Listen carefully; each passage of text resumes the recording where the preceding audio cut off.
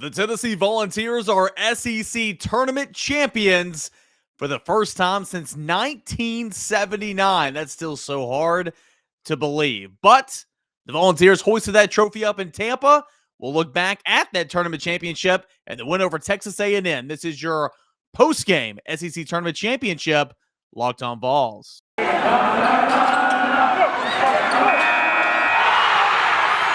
You are Locked On Vols, your daily podcast on the Tennessee Volunteers. Part of the Locked On Podcast Network, your team every day.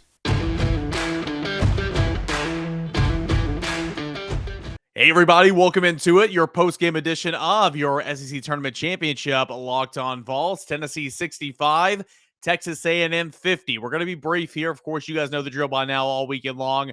About 15 minutes. I'll come back with a Monday episode. We'll talk more about this game, where Tennessee is in the NCAA tournament. Remember, Selection Sunday coming up here in just a couple hours. And then anything else on this game that I might have missed. As soon as the final horn sounded, I went ahead and started recording this podcast. So I don't know who the SEC tournament MVP will be named.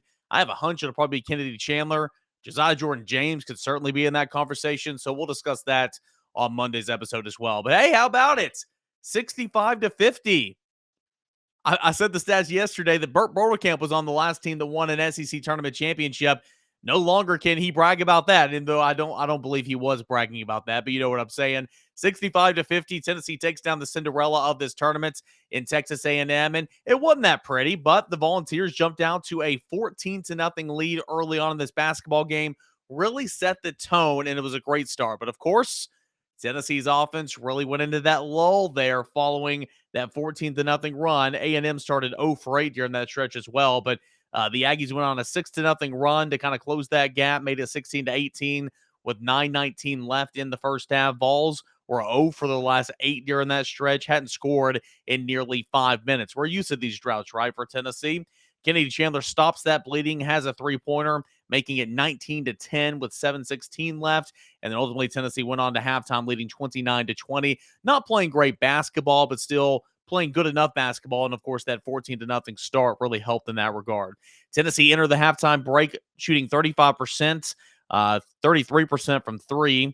Had 7 turnovers, but assisted on 9 of 11 made baskets. So I thought that was really, really important.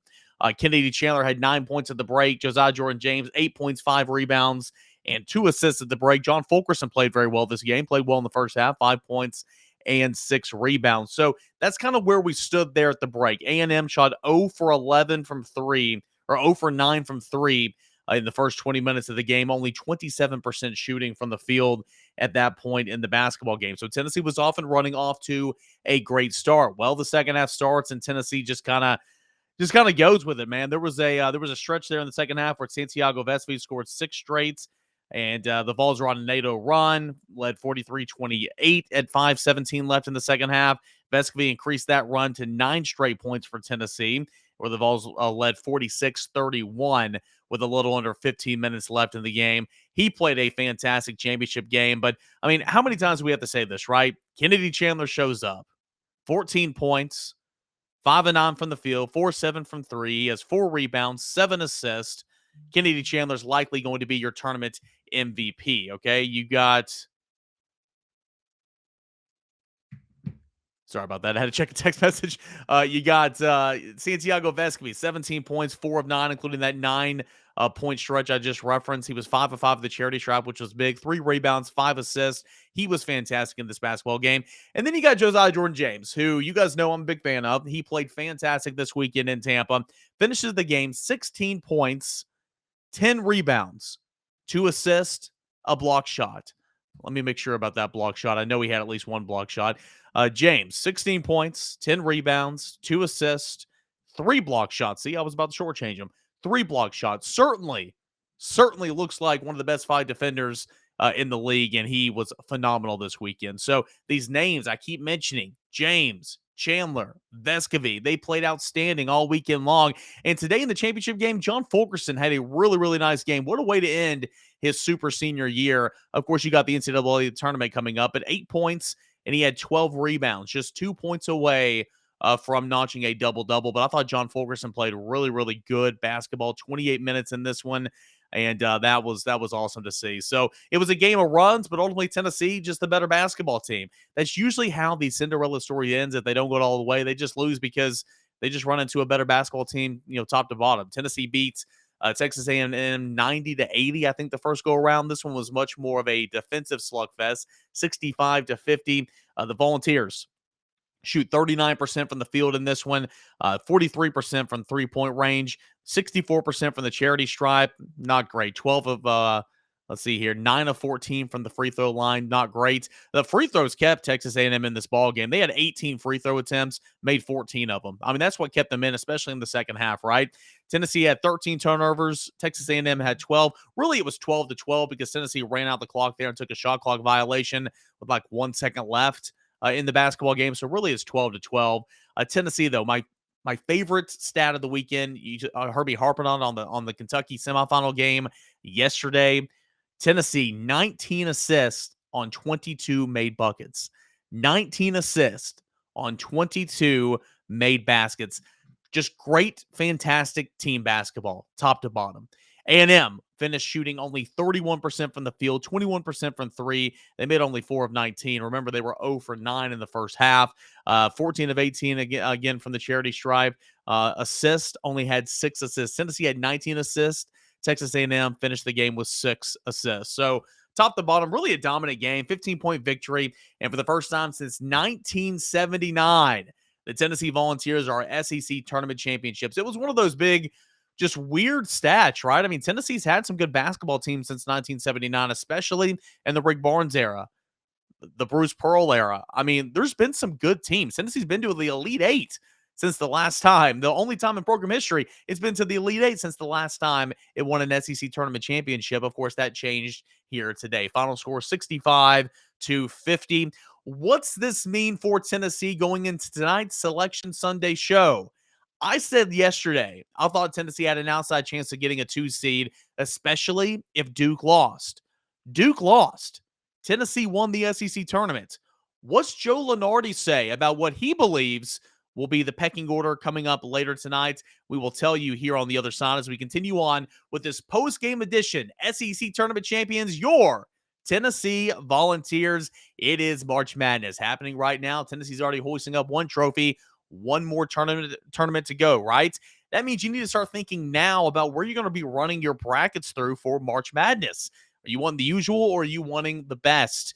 We want the best at Locked On, so we're going to go with our bracket challenge at RunYourPool.com. Along with the standard brackets, Run Your Pool offers game times like Survivors and Pick'ems.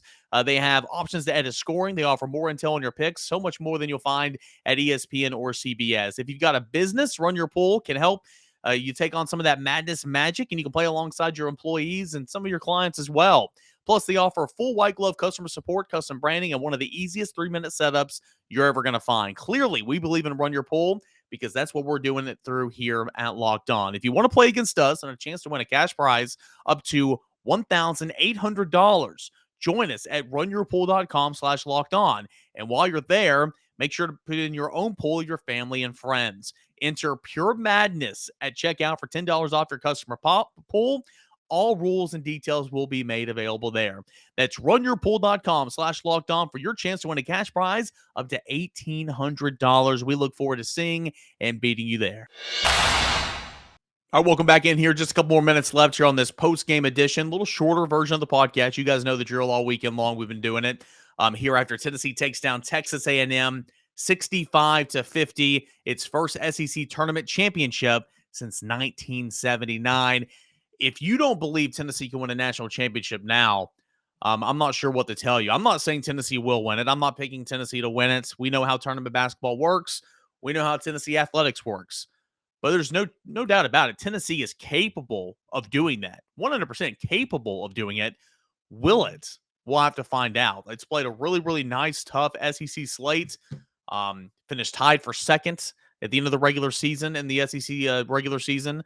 Won the conference tournaments, and so in a really good lead that Texas A&M might be getting in now because it made this run throughout the conference tournament. That's saying an awful lot. But just like with any basketball team, with the same struggles with Tennessee, how do you shoot? Tennessee shot pretty well this weekend away from home. Didn't shoot great today, but shot well overall on the weekend. You're going to rebound the basketball. You're going to make your free throws. Tennessee's always played good defense. It's rebounded really, really well. It won the rebounding battle 41-34 here today on Sunday.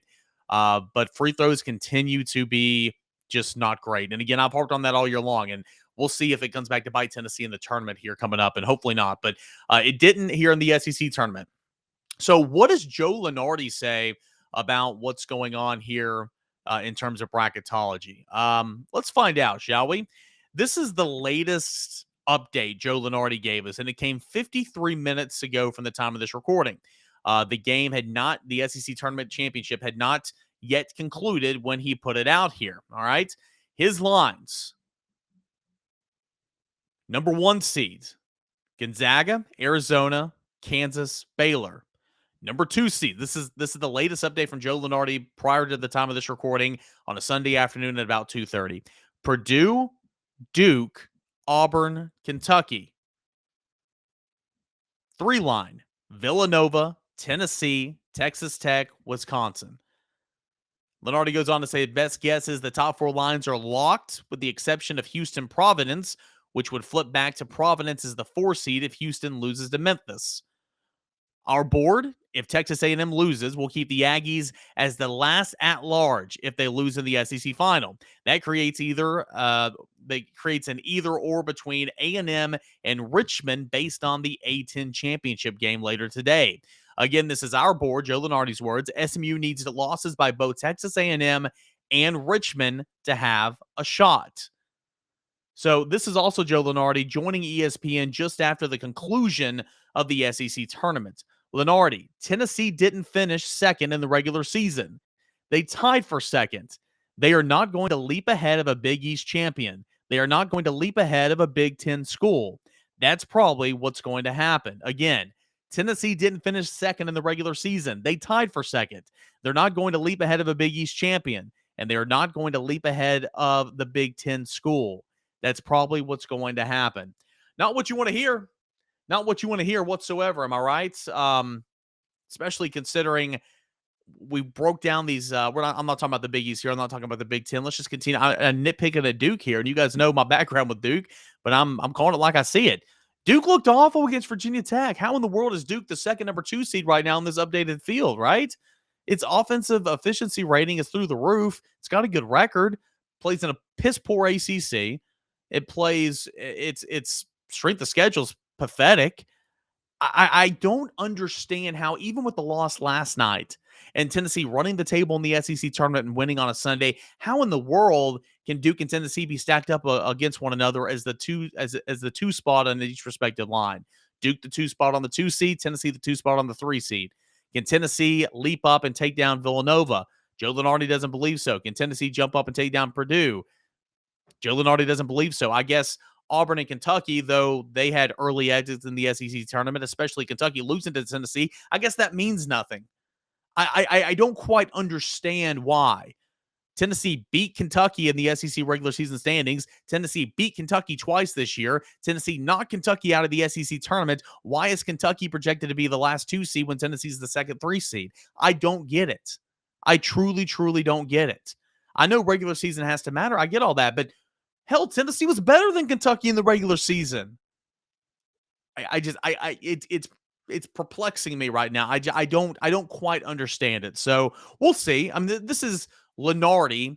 He's pretty spot on the majority of the time. I mean, not exactly concise, but he has a really good idea of what's going to happen. I'm intrigued to see where Tennessee is going to be selected here for Selection Sunday. Lunardi believes it'll be the second 3 seed. Tennessee, the 10th overall team. I don't buy that. I don't buy that. It doesn't match up. Tennessee's resume, you can make the argument it's the best resume in the country, especially with this SEC tournament title win today. So I don't know. We will find out. It's madness. It's March. But what we do know is for the first time since 1979, Tennessee is the SEC tournament champion with a final score of 65-50.